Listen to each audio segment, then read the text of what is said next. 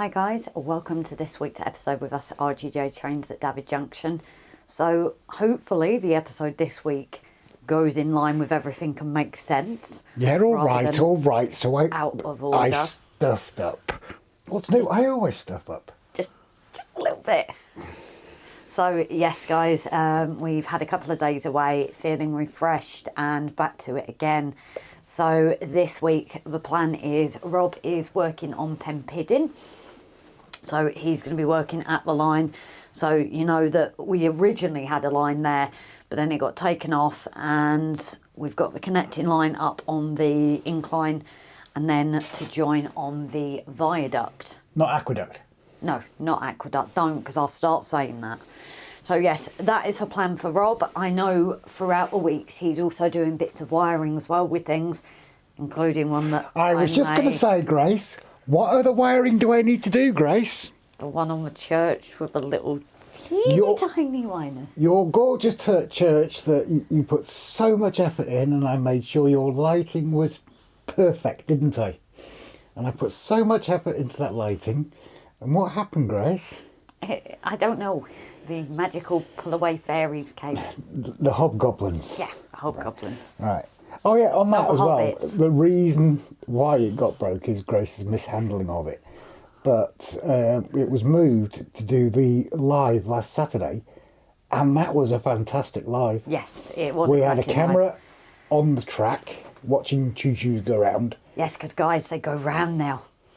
And I was doing some of the, if Grace points to it, this brickwork, paper brickwork, but on the other side. And then Grace had another camera on her work, so it was actually a lot more interesting, I think. Yeah. So rather than boring, so we know you guys enjoy it, but we do understand that months and months of Metcalfe and painting figures isn't the most exciting. So we are trying our best to get in the shed as much as we can, but obviously typical British Welsh weather. The temperatures are not like last year. Well, this time last year I wasn't dressed up like this, was I? It was a lot warmer. So we are trying to get in the shed a lot more, especially for the lives, which do mean earlier starts as well. I know we tend to miss a few people as well because, you know, they're going to bed and things. But in the flip side as well, we will plan, not the like 12-hour charity one, but at some point we do want to do a later one as well. That way we get some of our friends across the pond as well. And a daytime one as well. Yes, and back to the daytime ones as well. That is a point. I don't think they'll be regular or scheduled or anything. No. It'll just be sort of as, for the late ones and the daytime ones, that'll be sort of as and when, won't it? Yeah. So yeah, hopefully things will get a lot more interesting again. It's just being in the house, on the desk, you know, certain things, they're just too messy. And obviously the temperatures affected things like sculptor moulding. So hopefully, as it warms up, please cross your fingers for me, guys, because I'm fed up of the cold. But hopefully it means a lot more can be done. And again, for things at the back can really start to be finished, ready for moving inwards. So yeah, on that, I am going to be having a go slightly different for you guys again, is having a go with the WW Scenics trees. So we got a kit at not Model Rail Crew last year, the rail show at Crew, I cannot remember the name. But yeah, so I've got this tree that I've got an exact plan where I want it for, needs to be cut down, but obviously I'm not going to go straight onto this because I don't want to ruin it. You've got the experimental one over there. Yeah, I've got a few different ones that I can have a play around with and use in the bits that come in the kit. So I'm hoping to have a play with the kit, see how that goes, and then hopefully create this to again go onto the church, because I really want to now try and get that scene finished so Rob can get the track sorted, and then we can go and get it finished and it will just sit there and it will be absolutely fine. So yeah guys, that's where I think we're at the moment. Obviously, like we say, plans change. Now, the next couple of weeks is going to be a bit manic from work for me, but all lives should be going ahead as planned. Now, a slight change up we mentioned on the last update. On the last update, we mentioned the plans to maybe take away a live every week. So this week, it will have already happened when you watch this, but we have done, well, when you're watching this, we will have done a members only and patrons live. So this is a little way to try and give back to those that support us in that extra way. We obviously love everyone's support, from comments, likes, follows, everything, you know, but it's just a way to give that little bit more, because they've given us that little bit more. So we're going to, hopefully that will go well. So by next week, hopefully we'll be able to tell you if that's going to continue to go ahead or not. Just at time of recording, we haven't done it yet. We're really early this week, guys. I feel odd when this happens.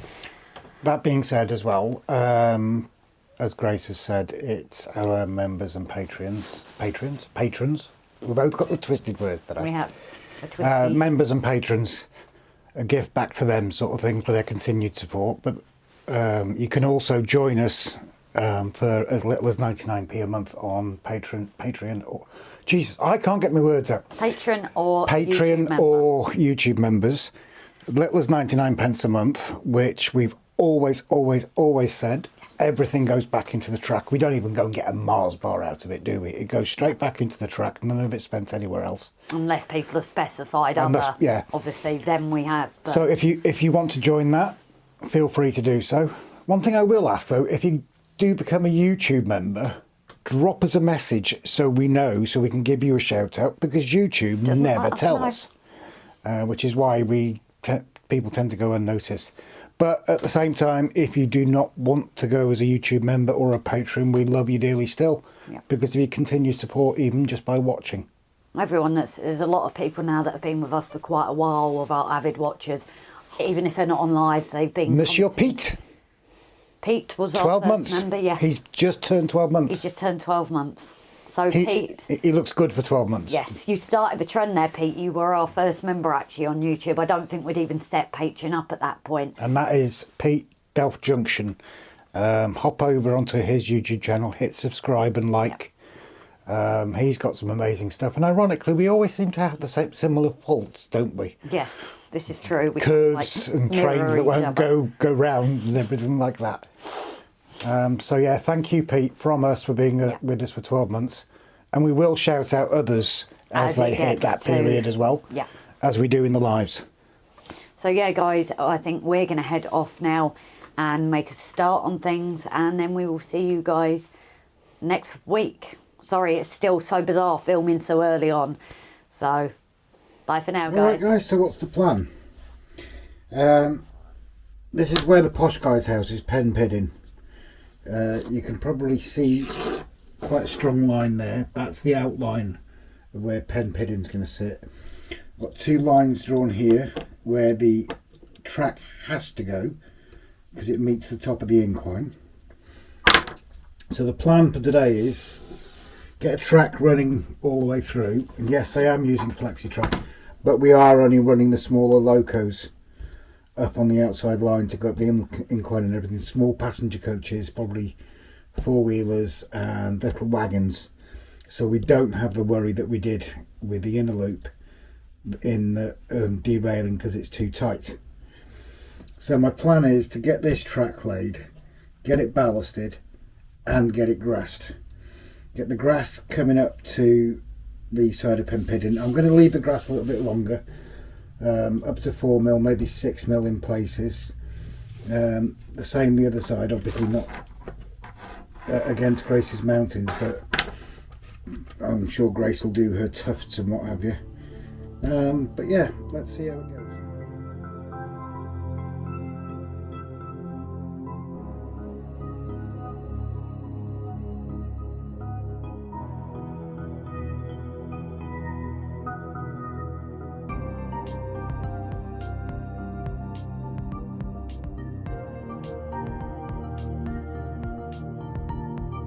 Track laid. I have got a bit of an overhang on this side to go into the incline, and you will also notice, no you won't because the camera won't show, I've used a couple of bit of R604s here to finish the curve, and there's an overhang on that side which will go onto the viaduct I nearly did what you did there, Grace. I nearly said aqueduct. So yeah, let's carry on.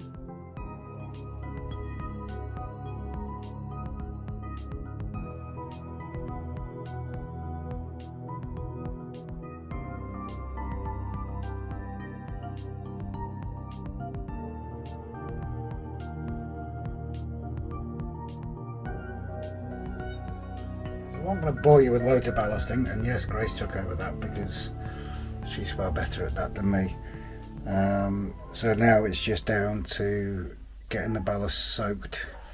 First of all, we've got an IPA water mix here, just a few drops of IPA in water, and that breaks the surface tension. And then we've got I'd say about a 40-60 PVA water mix, which I found works better. So that's about 40% glue, 60% water, and a few drops of washing up liquid in that. So we're going to get this down now and get the ballast set so we can do some of the grassing. One thing we have just noticed is we forgot to paint the track. Paint the brown sleepers and the rust on the rails, but that will come in at the time. That's not an issue.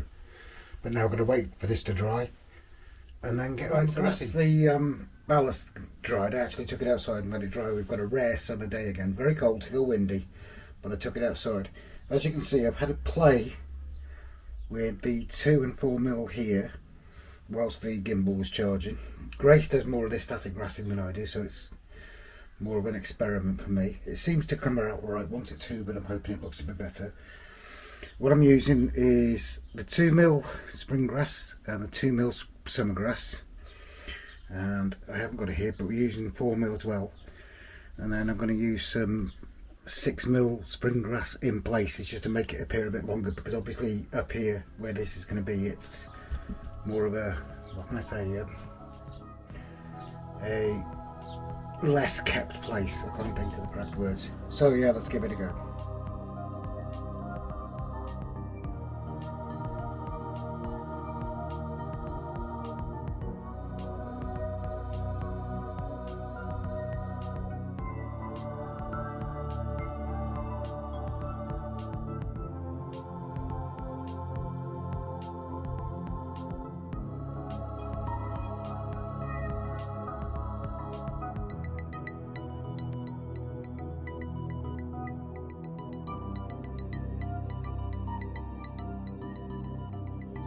Right guys, so minus a bit of tidying up on the grass.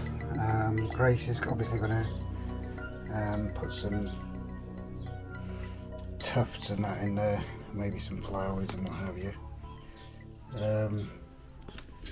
Bear in mind that I have not done this. It's more Grace that really does static grass than anything. But that's the general idea of what it will look like. As I say, needs tidying up. There's a bit of grass on the rails and what have you. Not stuck to it, thankfully, just fallen onto it. And I've just noticed something. That actually belongs there. So that's how it's going to sit, minus the glue points.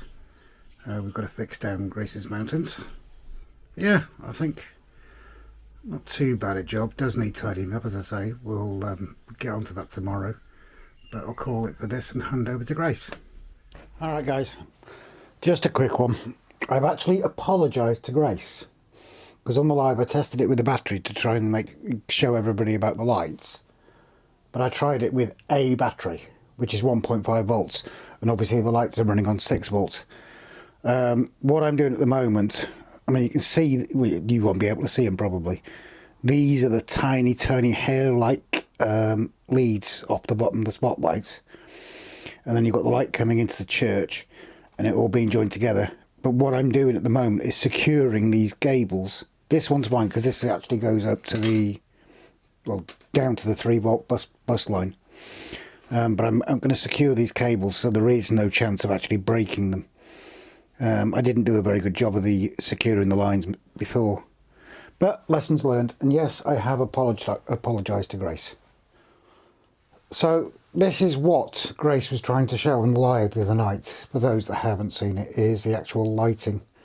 If I come around the camera a bit, you've got the lighting for the lich gate. The trees will be lit up as well. You've got the lighting around the church. This spotlight here isn't fixed yet because we're putting, Grace is talking about the tree, we're putting that tree here, which will resemble an oak, hopefully. And if I zoom in, because I know somebody asked on the live, and if I really zoom in, try and get the focus, you can see the stained glass windows. Now, Jason over at Barnabas Junction has this church on his layout, and these obviously came with very clear windows. Go onto eBay, look for Metcalfe Parish Church stained glass windows if they're still there. I think they're like £7.50, and you get the full sheet. You might not be able to see the complete detail, maybe on this one here, but they are literally shrunk down. The detail on them is incredible. So yeah, I apologise to Grace. Granted, off camera, excuse the wobble there, because it was my step up, not hers. And there you go, that's it lit up. As I said, that light there isn't fixed down yet, because it depends where the tree's going. So okay, what we're guys, looking at is for church, not trees. The reason being is the shakes were with me today, so it was no good for trying to attach the foliage to the trees. On that note, I want to say a big thank you to Edison at WW Scenics. I was having issues attaching, and he suggested the best glue is the tough glue or super glue, so I've got to get some super glue as well. When the shakes are gone, we should crack on with that, but for now, going to continue with the church. You might see a change if you have not seen the Patreon and member live stream, but we're going to create a bit more of a scene now.